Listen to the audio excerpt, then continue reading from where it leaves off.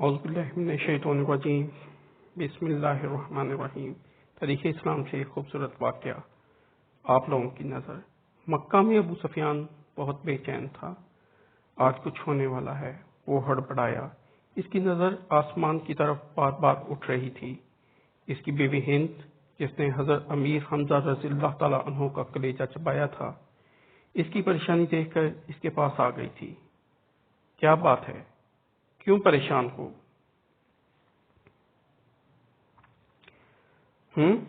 ابو سفیان چونکا، کچھ نہیں، طبیعت گھبرا رہی ہے، میں ذرا گھوم کر آتا ہوں۔ وہ یہ کہہ کر گھر کے بیرونی دروازے سے باہر نکل گیا۔ مکہ کی گلیوں میں سے گھومتے گھومتے وہ حد تک پہنچ چکا تھا۔ اچانک اس کی نظر شہر سے باہر ایک وسیع میدان پر پڑی۔ ہزاروں مشعلیں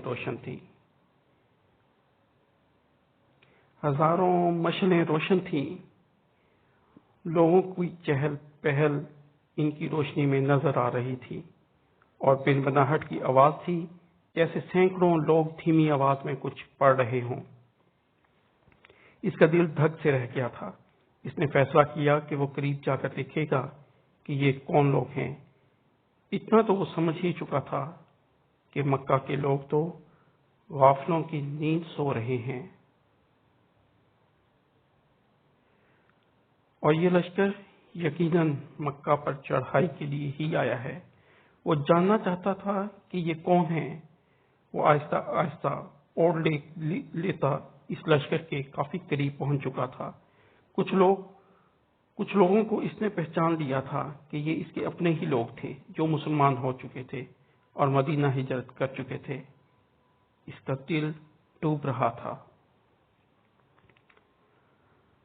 وہ سمجھ گیا تھا کہ یہ لشکر مسلمانوں کا ہے، اور یقیناً محمد صلی اللہ علیہ وسلم اپنے جانساروں کے ساتھ مکہ آ پہنچے تھے۔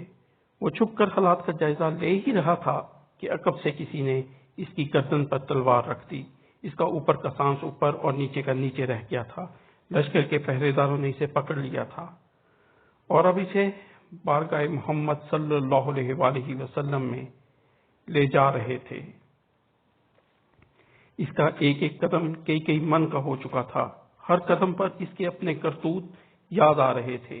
جنگ بدر، احد، خندق، خیبر سب اس کی آنکھوں کے سامنے ناچ رہی تھی۔ اسے یاد آ رہا تھا کہ اس نے کیسے سرداران مکہ کو اکٹھا کیا تھا کہ محمد صلی اللہ علیہ وسلم کو قتل کرنے کے لیے، کیسے نجاشی کے دربار میں جا کر تقریر کی تھی کہ یہ مسلمان ہمارے غلام اور باغی ہیں، ان کو ہمیں واپس دو۔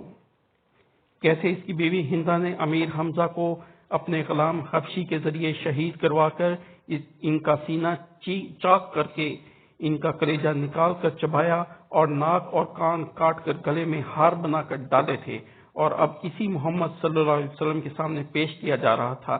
اسے یقین تھا کہ اس کی روایات کے مطابق اس جیسے دہشت گرد کو فوراً تیغ کر دیا جائے گا۔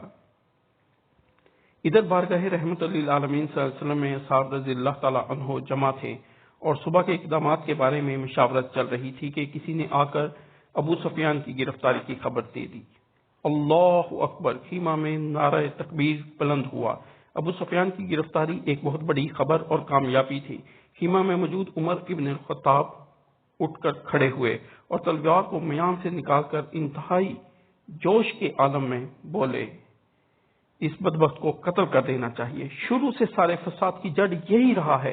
چہرہ مبارک رحمت للعالمین صلی اللہ علیہ وسلم پر تبسم نمودار ہوا، اور ان کے دلوں میں اترتی ہوئی آواز گونجی، بیٹھ جاؤ عمر، اسے آنے دو۔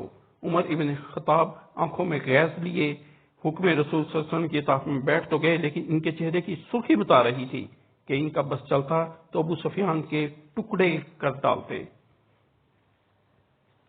اتنے میں پہرے داروں نے بارگاہ رسالت میں آپ صلی اللہ علیہ وسلم میں حاضر ہونے کی اجازت چاہی۔ اجازت ملنے پر ابو سفیان کو رحمت للعالمین صلی اللہ علیہ وسلم کے سامنے اس حال میں پیش کیا گیا کہ اس کے ہاتھ اس کے امامے سے اس کی پشت پر بندھے ہوئے تھے۔ چہرے کی رنگت پیلی پڑ چکی تھی اور اس کی آنکھوں میں موت کے سائے لہرا رہے تھے۔ لبھائے رسالت میں آپ صلی اللہ علیہ وسلم واہ ہوئے، اور اصحاب رضی اللہ تعالیٰ عنہ نے ایک عجیب جملہ سنا، اس کے ہاتھ کھول دو، اس کو پانی پلاؤ، بیٹھ جاؤ ابو سفیان۔ ابو سفیان ہارے ہوئے جواری کی طرح گرنے کے انداز میں خیمہ کے فرش پر بچھے قالین پر بیٹھ گیا۔ پانی پی کر اس کو کچھ حوصلہ ہوا تو نظر اٹھا کر خیمہ میں موجود لوگوں کی طرف دیکھا۔ عمر ابن خطاب کی آنکھیں غصہ سے سرخ تھیں۔ ابو بکر ابن قحافہ کی آنکھوں میں اس کے لیے افسوس کا تاثر تھا۔ عثمان بن عفان کے چہرے پر عزیزداری کی ہمدردی اور افسوس کا ملا جلا تاثر تھا۔ علی ابن ابو طالب کا چہرہ سپاٹ تھا۔ اسی طرح باقی تھے۔ اصحاب کے چہروں کو دیکھتا دیکھتا آخر اس کی نظر محمد صلی اللہ علیہ وسلم کے چہرے مبارک پر آ کر ٹھہر گئی، جہاں جلالت اور رحمت کے خوبصورت امتزاج کے ساتھ کائنات کی خوبصورت ترین مسکراہٹ تھی۔ کہو ابو سفیان، کیسے آنا ہوا؟ ابو سفیان کے گلے میں جیسے آواز ہی نہیں رہی تھی۔ بہت ہمت کر کے بولا، میں اسلام قبول کرنا چاہتا ہوں۔ عمر ابن خطاب ایک بار پھر اٹھ کھڑے ہوئے۔ یا رسول اللہ صلی اللہ علیہ وسلم، یہ شخص مکاری کر رہا ہے، جان بچانے کے لیے اسلام قبول کرنا چاہتا ہے۔ مجھے اجازت دیجیے، میں آج اس دشمن ازلی کا خاتمہ کر ہی دوں۔ ان کے منہ سے کف جاری تھی۔ بیٹھ جاؤ عمر، رسالت میں آپ صلی اللہ علیہ وسلم نے نرمی سے فرمایا۔ بولو ابو سفیان، کیا تم واقعی اسلام قبول کرنا چاہتے ہو؟ جی یا رسول اللہ صلی اللہ علیہ وسلم، میں اسلام قبول کرنا چاہتا ہوں۔ میں سمجھ گیا ہوں کہ آپ صلی اللہ علیہ وسلم اور آپ کا دین بھی سچا ہے اور آپ کا خدا بھی سچا ہے۔ اس کا وعدہ پورا ہوا۔ میں جان گیا ہوں کہ صبح مکہ کو فتح ہونے سے کوئی نہیں بچا سکے گا۔ چہرہ رسالت میں آپ صلی اللہ علیہ وسلم پر مسکراہٹ پھیلی۔ ٹھیک ہے ابو سفیان، تو میں تمہیں اسلام کی دعوت دیتا ہوں اور تمہاری درخواست قبول کرتا ہوں۔ جاؤ، تم آزاد ہو۔ صبح ہم مکہ میں داخل ہوں گے انشاءاللہ۔ میں تمہارے گھر کو، جہاں آج تک اسلام اور ہمارے خلاف سازشیں ہوتی رہیں، جائے امن کرا دیتا ہوں۔ جو تمہارے گھر میں پناہ لے گا وہ محفوظ ہے۔ ابو سفیان کی آنکھیں حیرت سے پھٹی جا رہی تھیں۔ اور مکہ والوں سے کہنا، جو بیت اللہ میں داخل ہو گیا اس کو امان ہے، جو اپنی کسی عبادت گاہ میں چلا گیا اس کو امان ہے، یہاں تک کہ جو اپنے گھروں میں بیٹھ رہا اس کو امان ہے۔ جاؤ ابو سفیان، جاؤ اور جا کر صبح ہماری آمد کا انتظار کرو اور کہنا مکہ والوں سے کہ ہماری کوئی تلوار میان سے باہر نہیں ہوگی، ہمارا کوئی تیر ترکش سے باہر نہیں ہوگا، ہمارا کوئی نیزہ کسی کی طرف سیدھا نہیں ہوگا جب تک کوئی ہمارے ساتھ لڑنا نہ چاہے۔ ابو سفیان نے حیرت سے محمد صلی اللہ علیہ وسلم کی طرف دیکھا اور کانپتے ہوئے ہونٹوں سے بولنا شروع کیا، اشہد ان لا الہ الا اللہ واشہد ان محمدا عبدہ ورسولہ۔ سب سے پہلے عمر بن خطاب آگے بڑھے اور ابو سفیان کو گلے سے لگا لیا۔ مرحبا ہے ابو سفیان، اب سے تم ہمارے دینی بھائی ہو گئے۔ تمہاری جان مال ہمارے اوپر ویسے ہی حرام ہو گیا جیسے کہ ہر مسلمان کا دوسرے پر حرام ہے۔ تم کو مبارک ہو کہ تمہاری پچھلی ساری خطائیں معاف کر دی گئیں اور اللہ تبارک و تعالیٰ تمہارے پچھلے گناہ معاف فرمائے۔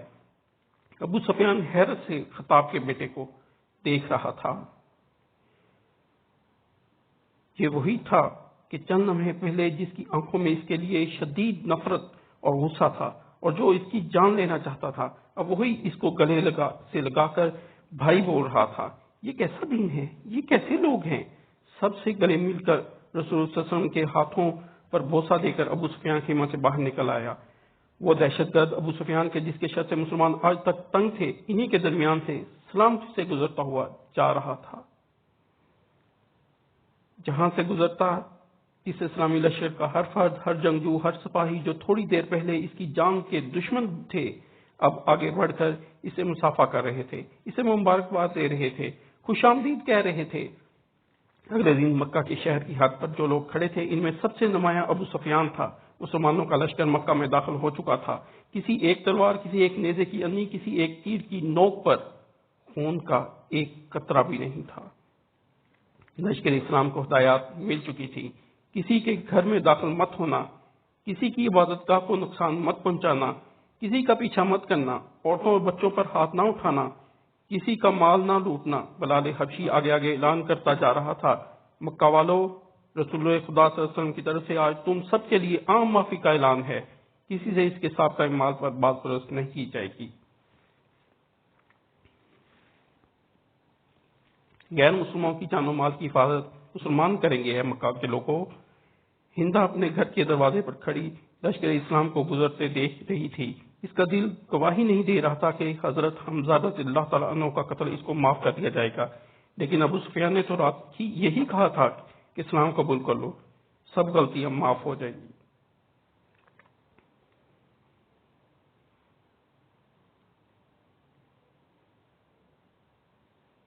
مکہ فتح ہو چکا تھا، بنا ظلم و تشدد، بنا خون بہائے، بنا تیر و تلوار چلائے لوگ جوک در جوک اس آفاقی مذہب کو اختیار کرنے اور اللہ کی توحید اور رسول اللہ صلی اللہ علیہ وسلم کی رسالت کا اقرار کرنے مسجد حرام کے صحن میں جمع ہو رہے تھے، اور تبھی مکہ والوں نے دیکھا اسی ہجوم میں ہندہ بھی شامل تھی۔